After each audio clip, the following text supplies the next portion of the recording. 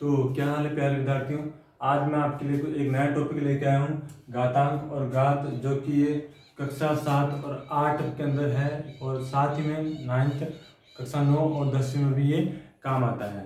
ठीक है, घातांक घातांक और उसकी घात। ठीक है, इसके बारे में आप समझो कि कोई संख्या है 2 की घात 10, ये पूरा घातांक के रूप में होता है। इसमें 2 जो है आधार होता है और 10 जो है इसकी घात होती है। इसी टॉपिक के ऊपर कुछ सूत्र है जो आज हम सीखने वाले हैं। इसमें 6 सूत्र आपके काम आते हैं। जिसमें पहला सूत्र है ए की घात m गुणा ए की घात n बराबर होता है a की घात m प्लस n। देखो ये कैसे इस्तेमाल में आता है। जैसे कि कोई एक सवाल दे रखा है आपको 5 की घात 4 और गुणा में दे रखा 5 की घात 6। ठीक है, यहाँ आपको देखना ये है कि इनके आधार समान होने चाहिए। जैसे a और a आधार समान है, m और n जो है बीच में अगर गुणा है तो यहाँ पे जो है ये घातें प्लस हो जाएगी। कैसे, देखो आधार समान है और बीच में गुणा है तो घातें प्लस होती है कि 5 घात 4 प्लस 6, 4 प्लस 6 कुछ इस टाइप से होगा। 5 की घात 4 प्लस 6 हो जाएगा 10। सही है। ऐसा एक और सवाल देखो, इसी का दूसरा 4 की घात 8 गुणा 4 की घात 9। देखो ध्यान से ये देखना आपको कि इसका आधार समान होना चाहिए। आधार समान है, बीच में गुणा है तो इनकी जो घातें हैं ये जुड़ जाती हैं। जैसे कि देखो कि 4 और 4 आधार समान है तो ये सूत्र काम आने वाला है। यहाँ पे 4 और 4 के लिए एक बार आपको 4 वापस लिख देना है और 8 और 9 को जोड़ देना है। 8 प्लस 9 गुणा है तो घातें इसकी क्या होगी, प्लस होगी। सही है कि 4 की घात 8 प्लस 9 जो है ये 17 हो जाएगा। इसी में आगे इसका सूत्र आता है जिसमें आधार समान है, आधार समान वापस, और यहाँ पर भाग का चिन्ह है। पहले था गुणा का चिन्ह था, अब है भाग का चिन्ह है। तो भाग के चिन्ह के अंदर क्या करते हैं, इसकी घातें माइनस हो जाती है। भाग वाला सूत्र है कि a की घात m भाग a की घात n, जिसमें यह आता है कि a की घात m माइनस n। देखो इसको कैसे इस्तेमाल में लिया जाता है।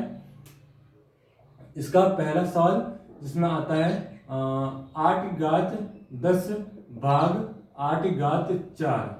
सही है, आधार इनका दोनों के अंदर क्या है, समान है 8 8 और बीच में क्या है, भाग का चिन्ह है। देखो 10 और 4 क्या होता है, यहाँ पे 8 की घात 10 माइनस 4। आधार समान है तो घात करना है, आपको क्या करना है, माइनस करना है। देखो 8 की घात 6 आया समझ में। एक और देखो इसी का सवाल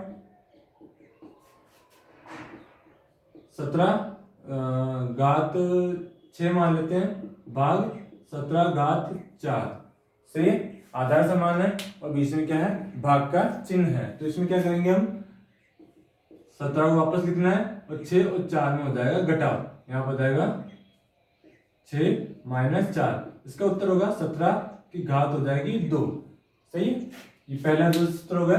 तीसरा सूत्र देखो, अब की बार जो है घात जो है बराबर है, आधार अलग अलग है a और b, यहाँ पे आधार जो है इनके अलग अलग है और घातें जो है समान है। तो इस कंडीशन में हम क्या करेंगे, इस स्थिति में देखो कि जो आधार अगर समान है और घात अगर समान है और आधार अलग अलग है तो वहां पे करना क्या, आधारों को तो करना है गुणा, अगर गुणा का चिन्ह है तो। सही है, अगर बीच में गुणा का चिन्ह है तो आधार इनके जो है गुणा हो जाएंगे और जो घातें हैं ठीक है वो एक बार लिखी जाएगी कुछ इस टाइप से। इसका पहला सवाल देखो कि 5 की घात 4 गुणा 2 की घात 4। तो आपको करना क्या है, 5 और 2 को गुणा करना है। 5 और 2 को चलो गुणा करते हैं और इसकी घात जो है 4 वापस एक बार लिख देनी है, हो जाएगा 5 दूनी 10 की घात 4। सही है, इसी का दूसरा सूत्र, दूसरा सवाल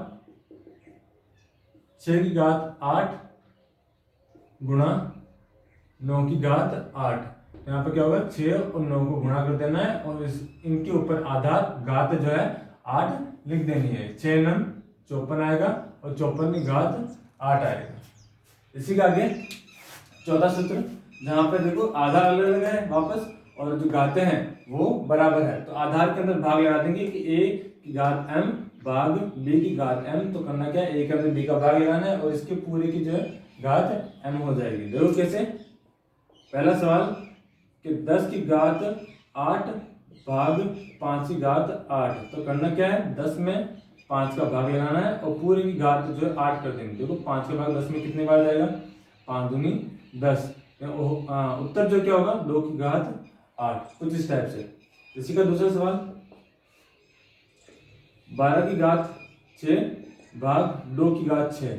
करना क्या है, 12 के अंदर 2 का भाग लगा देना है और पूरी की घात जो है 6 हो जाएगी। 2 का भाग लगेगा, 2 6 12 और 6 की घात कितनी आ जाएगी, 6।